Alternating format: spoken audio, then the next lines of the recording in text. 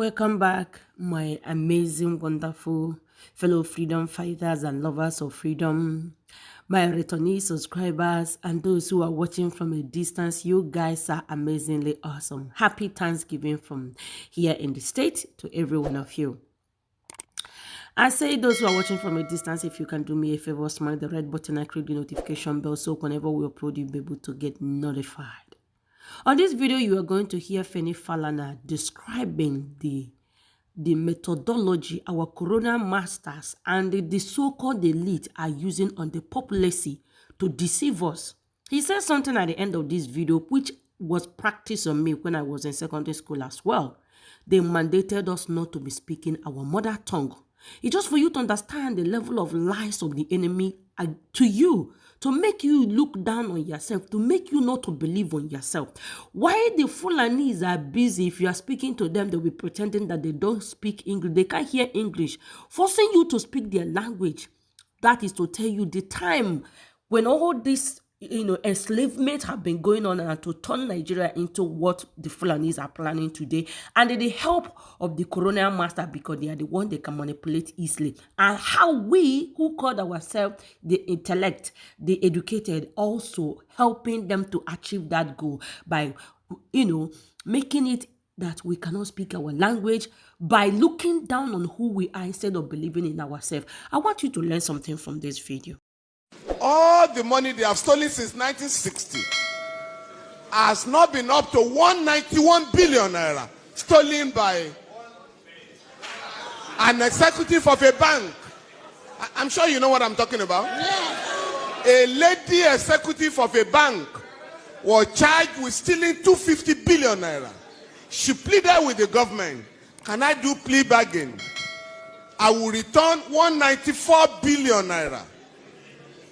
Now, and I'm saying all the money stolen by armed robbers since 1960 has not been equal to that. But we are then told by the ruling class, aided by imperialism, that everybody should mind his own business because of the fear that if you have a united African country in Nigeria, 170 million people, that is one of the largest markets in the world. So for them, they want to keep us divided so that it's easy to rule us. And that is what is going on. Now, Prof, I've enjoyed your lecture. Very stimulating. I have one or two problems.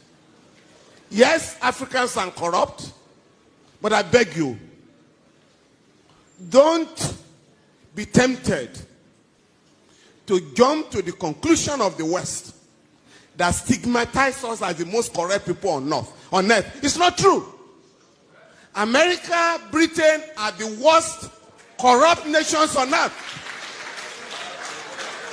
Prof, the Transparency International try to rank great corrupt countries. They say Nigeria is corrupt, Ghana is corrupt, Cameroon is corrupt. But Switzerland, that warehouses all corrupt money in the world, is never in that reckoning. Secondly, sir, and I think that was the point Nkrumah was making, neocolonialism, the last stage of imperialism. Corruption, we must know, sir, is a manifestation of corruption. Because, like Fela said, Fela once asked me, I feel you are a professor of law. Fela said, Femi, with all this your funny law, now, where did you get the idea of fraud from? Money laundering. If the Western people were not stealing, there would be no word like fraud. No word like stealing. But Fela then warned us, don't accept their language and their ideology. When you say money laundering, Fela said, what is money laundering? But if you say a man is a thief, in the school, his children will be ashamed when you say your father is a thief. But when you say the man is engaged in money laundering, it means nothing. Please.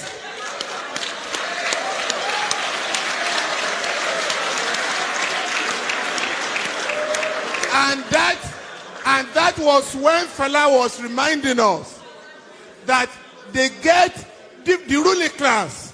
Fela said members of the ruling class have ways of deceiving us. Embezzlement, defraudment. Make I remember another word, just to deceive people. But if we are going to organize Africa, sir, we need to draw a line of dichotomy between the countries that are getting it right and those that are exposing Africa to shame. You mentioned Rwanda. Rwanda, not just the cleanest city, has the largest number of women legislators in the world, ahead of the West. But here, you are told here, women are supposed to remain in the kitchen, not to go to politics. And you know how they keep women away from politics? All the meetings of political parties are held in the dead of the night. Why? I'm talking of great ideas by lecturers, and you could pick and choose.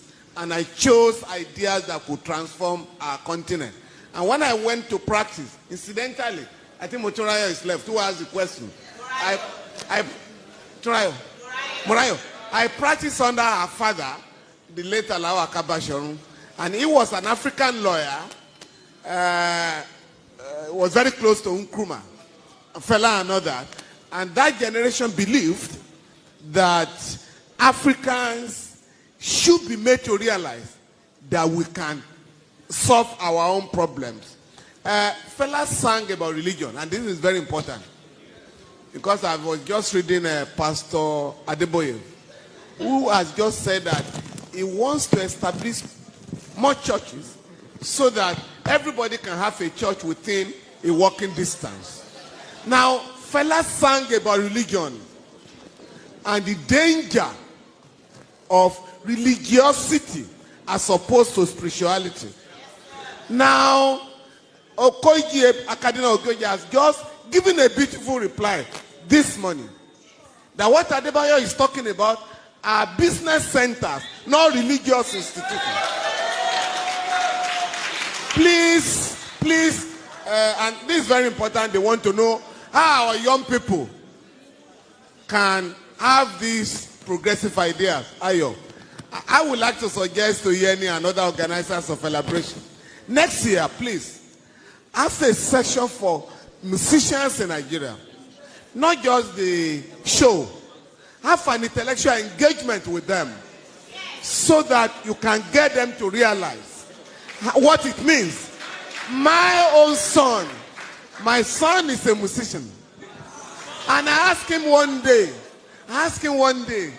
where are you getting these your ideas from? He said that you've forgotten that in your car, in our home in those days, you always play Fela.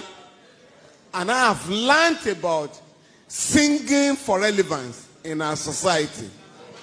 The last one is about the elite. All of us here, including Prof. Fela decided to drop ransom from his name. You know Fela was Ransom Kuti. He dropped it and chose Anikulapo Kuti. And that influenced many of us to also change our foreign name. Prof, by the way, I was also a Patrick, like you. Now, but I've thrown away that. But on our children, all of us can decide today. Because Prof made the point. We are all proud when a friend visits you and you say, greet your uncle. You speak the same language. That does not happen anywhere in the world. The late Ganifa Emi called my house one day. My last girl picked up the phone and said, who is speaking, please? And Gani said, please give the phone to your father. Is that not Femi Falana's house? The girl said, yes. Why are you speaking English to me? And I had to apologize. He didn't know you were, sir. In my home, my wife and I decided, since we didn't learn our own English in school, at home, we're never going to speak English to our children at home. Now, that has paid off. Contemporary and friends of my children ask them now, where did you learn your Yoruba from? And I think all of us can decide to teach our children our native language. When we were in school, it was prohibited. They call it vernacular. If you spoke Yoruba in my secondary school, you will go for 2 weeks suspension. Thank you, my amazing people. If the video interests you, go ahead, like, share,